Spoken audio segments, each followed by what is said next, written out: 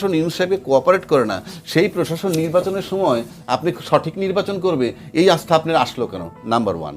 Number two, যে ইউনূস সাহেব সব জায়গায় ব্যর্থ, এমন কোনো সেক্টর নাই আমি খুললেই শুনি ব্যর্থ ব্যর্থ ব্যর্থ, আমি তর্কের খাতিরে ধরে নিলাম ব্যর্থ, তো সে একটা সুষ্ঠু নির্বাচন করবে, সেখানে আপনাদের আস্থাটা কেন?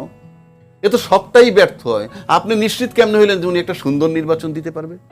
3 নম্বর, আপনার দেশটাকে এত ভালোবাসেন, দেশের মানুষ আপনাদের কলিজার টুকরা, রাজনীতিবিদরা বলতেছেন যারা মনে করেন নির্বাচনতে ক্ষমতায় আসবেন, এবং ইউনূস সাহেব প্রতিদিন ক্ষতি করতেছে চোখের সামনে, দেশটার ধ্বংস করে দিতেছে। যদি তাই হয়, আপনারা কেন মানতেছেন যে ডিসেম্বর পর্যন্ত আমরা ওয়েট করে নির্বাচন দিবে, ডিসেম্বর তারিখ দিচ্ছে ইউনূস সাহেব? আপনি কেন মানতেছেন?